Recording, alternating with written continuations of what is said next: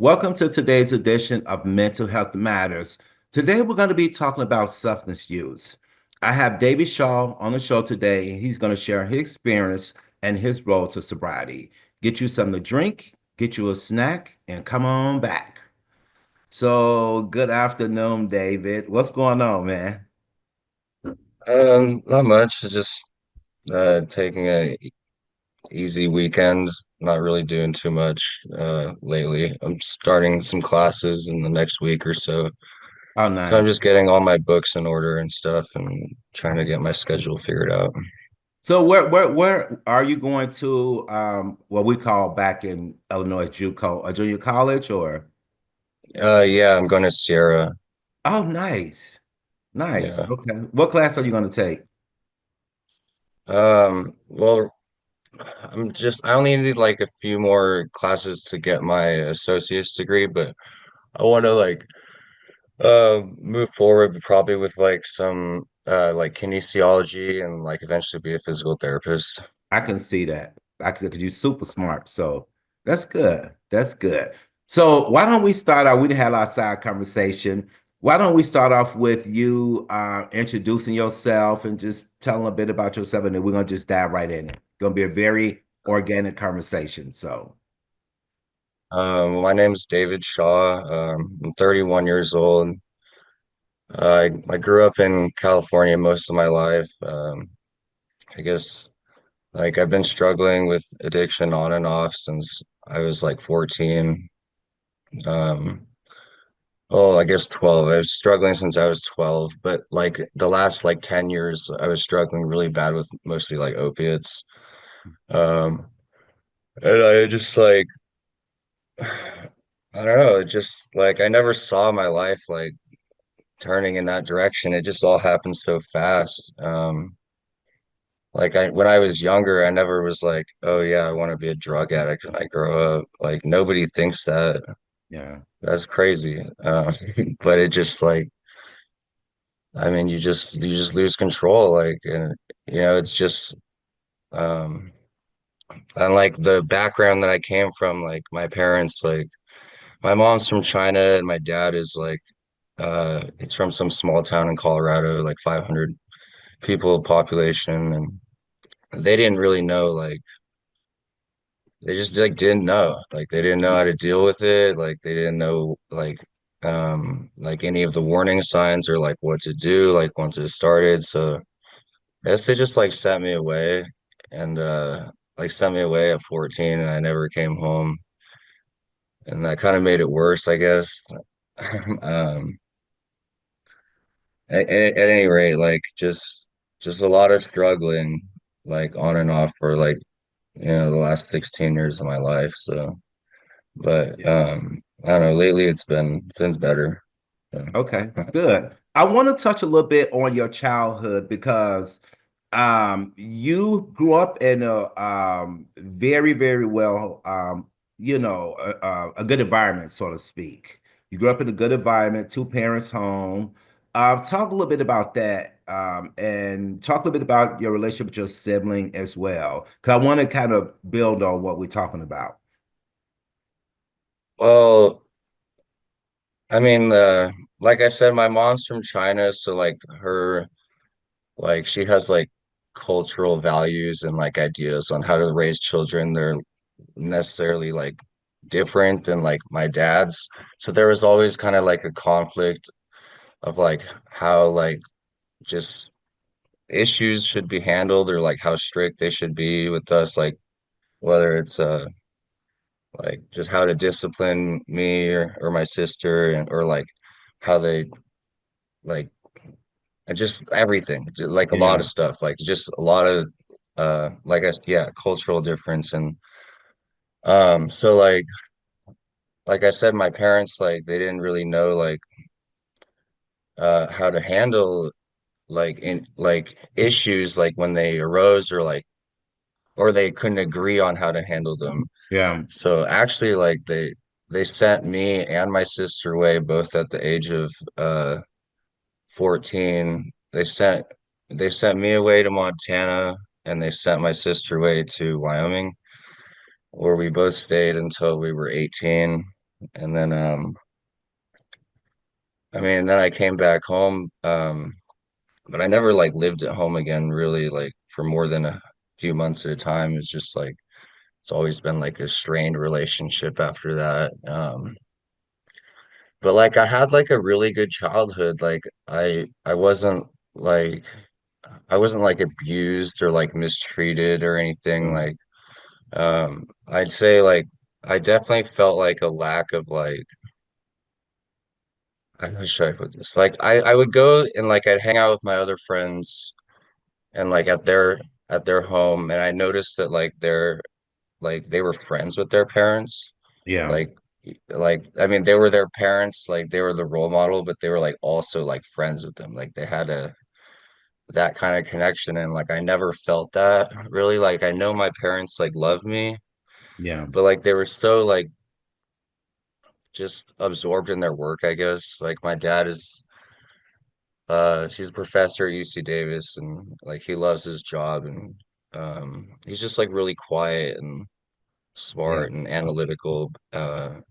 He doesn't really show much emotion and like right when my mom like ever since my mom got to America, she's just like basically just been grinding super hard to Yeah. just get her just get like a career or just like set herself up and stuff. So like I didn't see like there just like wasn't much time like for like me and my sister Lily and like I said I know that they like love me but I just like there was always that disconnect. Like I didn't feel like I could I didn't feel like I could come and talk to them about anything. Like I Right. definitely didn't feel that way. Like I would and like so that led me to become like very like closed off and introverted and quiet. Because Yeah. then even like I mean even at school I didn't have many friends, so like I didn't like have an outlet. And then like I guess that's kind of like as soon as discovered like drugs and alcohol, like that's why I like gravitated so much towards that because it was like an outlet that made everything like just better. Yeah. Yeah. Um, you mentioned your sister earlier got sent away to. Did she struggle with substance or they just what was her? Yeah, she struggles with a lot of the same stuff that I do. Okay. Um, he still uses sometimes like on and off um but I mean like I've been sober for like 8 months and she still like smokes and drinks and whatever like Yeah. and it but I mean that's fine like if she can fucking handle it that's great like I just know I can't like but she definitely still struggles with the same things. Yeah. Um, so you talked about your mom being one race, and your dad is another race, which means you're biracial. Did you have any bullying going on with you because you was biracial growing up, or you kids just accepted you being biracial? um yeah no like in like well, when I was younger I looked a lot more like Chinese I guess. I Okay. kind of like I still like people still don't look at me and they're like, oh, he's like all white or whatever. But anyway, like I grew up in like a predominantly white town, like in Davis. Yeah. Uh, and like, and that was, and like, so like I, and like kids are mean. Like, you know, you're like a little bit different and like they just like don't want to hang out with you for like no reason whatsoever. So Yeah. like I said, I didn't really have many friends. And then like I finally made some friends like that these kids that lived on my street, and it was like my best friend was like he was actually Persian. Um and then my our other friend, he was Mexican. But they were like 2 years younger than me. So like we never went to the same school. So like Oh, when I like going through like when I would hated going to school. Like I'd go to school and I would just like fucking sorry. I would just sit there and eat lunch by myself, you know, just like really just waiting, like counting the minutes till the day was over. Like and it wasn't like I mean it's partially my fault too. Like I was very shy. Like I really didn't know how to reach out um and like put myself out there too.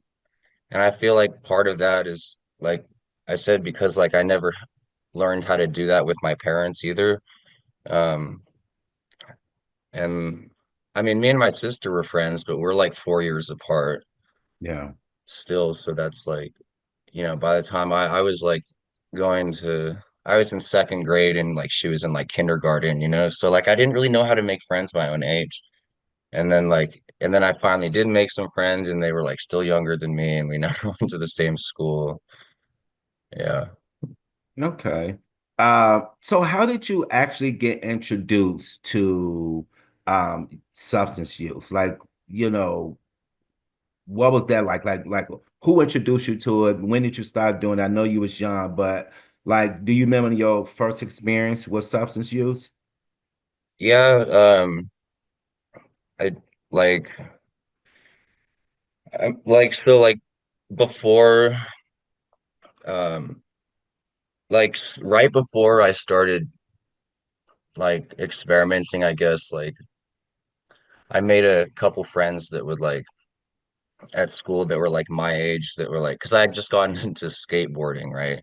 So I made a couple friends my age like that like to skateboard and they were like wanting to sneak out at night and go to the skate park and we'd skate and stuff. And uh and like I remember the first thing that they would like pick up cigarettes off the ground and like and smoke them. And I just watched them do this for a while and then I was like, that's gross. But like the more that they did it, the more that I kind of wanted to just try it. Yeah, And then like so I started smoking cigarettes and then like at this point I'm already smoking, you know, and so they then a couple months down the line they're like, "Oh, like we have some marijuana." Like, you know, like I was already smoking cigarettes at that point, so like I don't know, I just like didn't think it'd be that big a deal. I just wanted to yeah, try it and like I just remember it like like I don't know, just that like doing that just created like such a tight bond with like these kids that like I hadn't yeah, been friends with for that long. Like I finally felt like I fit in somewhere. yeah, And like the thing is like there was no like I didn't have any consequences from it. Like yeah, it was just like purely like a good time. And like yeah, I woke up the next day and I was like, that was fun. Like I don't feel crappy. Like I don't like I'm not like hungover or anything. Like I feel fine. I'm 100% there. Like maybe maybe drugs aren't so bad, I guess. yeah, So it's just like I don't no matter what anybody tells you, like marijuana is 100% a gateway drug. I like know that it's like yeah, I hate when people say that it's not because I'm like it is like it for sure is like yeah, from what you do from there like that's on you but like I can't like if you listen to anybody's story like it's more often than not they started with that or like drinking, you know. And it's not like it's not, I wouldn't say it's like the drugs themselves. It was just like the mindset that I was in, like before I started using. Because, like I said, I was really timid and shy, and I felt like I had no place in the world. And then, like, I tried these substances, and all of a sudden I fit in. So it yeah, wasn't like that's what I that's what I was like chasing. Like it wasn't so much the high, it was just like I just like wanted to like be accepted, I guess. Exactly. So it sounds, and that's what I'm getting from your story. It sounds like you associated acceptance with substance use because it what boosts your confidence. You had these group of friends that you had something in common with, and at the time you just like, okay, this is something that I can relate to because there's something that you didn't necessarily have growing up. Is that safe to say? Yeah. Okay. Yeah, no, that's accurate, yeah. Okay. And once you found out, or let me go back. When did you find out, at one point did you find out that there was an addiction there? Well, the thing is like I didn't like because there is no like physical dependence to marijuana. You know, Yeah, like you can take it or leave it. So like I convinced myself like I wasn't addicted like for the longest time like even still if you ask me if I'm addicted to marijuana like I'd say no. Like but I am okay. addicted to like changing the way that I feel. And Yeah, so like it's and you know that's like and once I started with that, it just like made me want to try other things, like and just see right. really liked, and I actually got addicted to it. Yeah. I like the statement that you made about marijuana being a gateway drug because you got two arguments. You got folks who will say, no, no, no, it's from the earth and it calms your anxiety and blah blah blah blah blah. And then you got the other folks who said, well, no, it can eventually or probably will eventually lead you down another path. And so it's interesting to hear the two arguments, but if you listen to people's stories, you're right. Most of the people said they started with marijuana and eventually needed something else or graduated to something else. Yeah, nobody starts with just like shooting up heroin. You know, I've Right. never heard of a case like that. Yeah. And like even with that, like, you know, like the poppy plant is like a natural thing. Like that doesn't really mean anything. Like I just like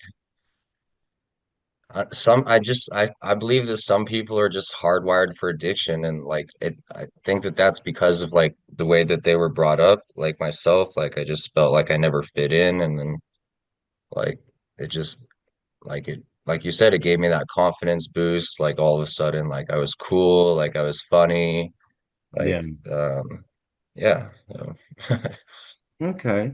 Um, so are you comfortable with sharing the many drugs that you've tried throughout, your journey, or you don't have to? yeah no I'm definitely like what do you want to know just you want a list or what No, well, I'm just saying, like, what substance have you tried?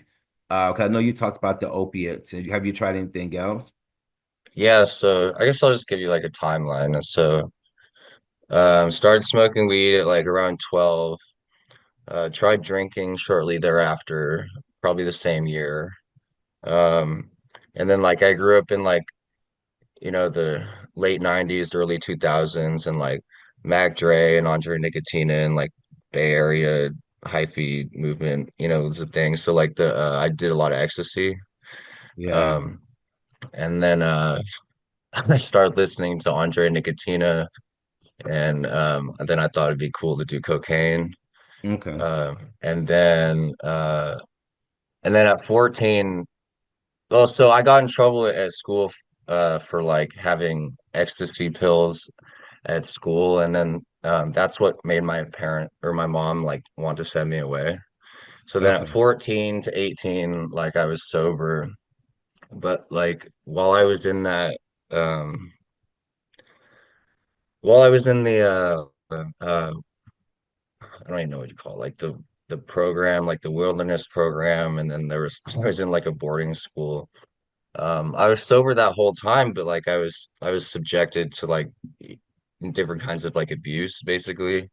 And so like then I had like really bad like resentments built up towards my parents for them like putting me in that situation, and like and when I told them about it, like they wouldn't believe me, and all this stuff. And then that place actually got shut down, thankfully. But I met a lot of other kids there that were like way worse than me, basically. And it's kind of like when you go to like prison or jail and like learn how to be a better criminal.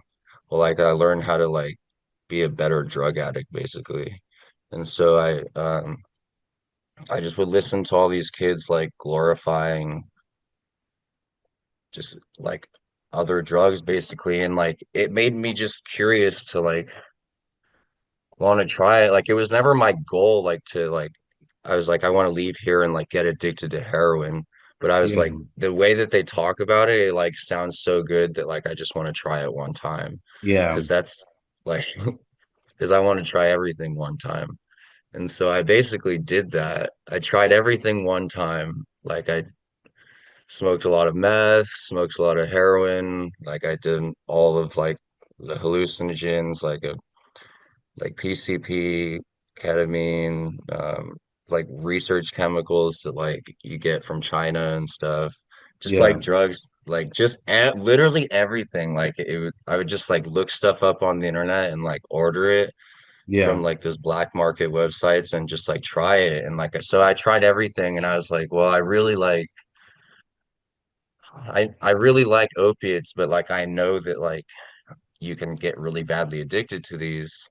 yeah, But I didn't know like how bad like I just didn't know how bad it was or how sneaky it was, I guess. Like yeah, and then by the time I realized it was like too late, and then like I don't know, like I didn't know how to admit I had a problem. I didn't know how to ask for help. yeah, I didn't know who to ask.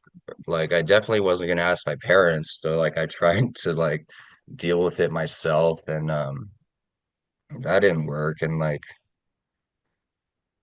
And then so basically I just gave into it. I was like, you know what? Like I don't even care. Like I'm just gonna do this forever now. Like at this point, because that would be easier than like quitting, I guess. Because I tried quitting so many times and it was just like it's literally like I can't even explain. It's like the like people who haven't been addicted to something like that, like they will never understand like that personal hell that you go through. yeah, Um, just like the psychological torment and like the physical pain, um, like having seizures and stuff, not being able to eat, not being able to like keep down water. Um, I had like multiple like I had two flesh-eating bacterial infections and three three MRSA infections, which is like methylene resistant staph something. It's really bad. And so then like I went to the hospital and like when I was like 24 and they said they were gonna cut off my arm oh and wow, they didn't, but like they it took them 13 or 14 surgeries over the course of like 4 months um to like get all the infected tissue out of my arm. And like I had like multiple organ failure um and like my pancreas and liver were shutting down and like I was septic and like they had to give me dialysis and it was all bad. And like the whole time this was happening to me, I was like, all right, I'm never gonna do this again. I'm never gonna use again. And then the day I got out of the hospital, I got used again. Like I shot yeah, up in my foot, which was crazy. Like that's just crazy, huh? yeah. Wow, that you have a very unique story. And I'm glad that you're laying it out like this so that people who watch this can really see and understand, because there are people who have loved ones that are, maybe using substance and they don't understand why they're doing what they're doing because for the most part, people are saying, stop. Why are you Yeah. like this? And it's just not that simple. It's Yeah. just not that simple. So how did all of this affect your relationship with your mom and dad? Well, like, for a really long time, like they subscribe to that theory too. They're like, if you really loved us or if you really cared, like you would just stop. Like, and that's, like for the longest time, like I didn't like buy into this like whole disease concept. But Hmm. like I guess like it is like it is like after a while, like when you're doing something that you don't want to do anymore, like there has to be some kind of like mental health or like brain component. Like, your brain is like rewired, like it's been completely rewired to like want to choose the drug over everything, like despite like all these negative consequences. And like that takes like years and years to basically go back to normal. And it's like, it sucks too, because like you get cancer or something and like everybody feels hella bad for you. But Hmm. like you're like an addict and like pe people like slam the door in your face and like like get out of here. Yeah. Like it's just yeah, it's hard, but like so yeah, my point is like eventually like there's this one time I went to rehab and like I had my parents like come like for like a family like therapy thing and like they really broke it down for them and like that really helps like 'cause it's really hard for me to explain anything to them because honestly, like whatever I say, they just like don't take my word for it anymore. They Yeah. just like don't care like what I have to say because like mostly I mean I've proven up until this point, that everything I say is a lie. So it's just really helpful to like have like a third party intervene and really like just break it down for them because like I said, like I don't want to use ever again. I like I've told that to myself a million times, but like I'll do it anyways. Like Yeah. Yeah. Yeah. No, I get that. You know, I come from a family and with a background and just so I get that. I had one of my close friends as well, has struggled and things like that. And once again, when you're not in it, you don't know because I do believe it's a disease. I do, and I know that's kind of hard to cope with some people, but if you know a person before they start using substance, you kind of know that they're not going to just do something to do self-harm if they're mentally in a good place. And then to see this side of them, you got to know that, okay, this is they need help and they can't just stop on their own, you know. Um, and unfortunately, some people didn't get a lot of support. My friend, he had a lot of support, a lot, including myself. He had a lot of support. And there were times when they didn't understand either. They were just like, look, and all of them in the medical field, pretty much. So they kind of know, but it still was hard because they were dealing with this on a first-hand basis. And they come from a really good family who didn't have all of this going on. And then all of a sudden, boom, you know. So, yeah. So I think we're running out of time on the first. Let me see. Because I want to what would you say to people who are not understanding that addiction's disease? Like what would you say to them? I mean, like if it was somebody who was being directly affected by either a family member or friend, I would tell them to go like they have these meetings or like Al-Anon meetings Hmm. and they're specifically for like the friends and family of people who've been affected by the disease, like I guess secondhand or whatever, or like but or firsthand, but not by them, like through a Yeah. friend. But I guess like but also I didn't really learn. It's really easy to enable people, like, and that's never gonna help. Like, I didn't really. What helped me the most, um, basically was just being cut off and told to figure it out. So, Yeah. yeah, it's hard. It's hard to do. Like, and actually, for the first time in my life, I'm like on the other side of this thing right now. Like, somebody that I care about a lot, is suffering pretty bad, and like, it's just it sucks. So, Yeah. All right. Well, we've run out of time for part one of this, so I'm gonna close us out, and then we're gonna take a little short break, and then we're gonna come back in and finish this out. All right. okay, All right. That's it for this edition of Mental Health Matters. If you enjoyed this particular show, if you would like to be a guest on our show, or if you would like a DVD copy of this show, please dial 916-366-4600. Thank you.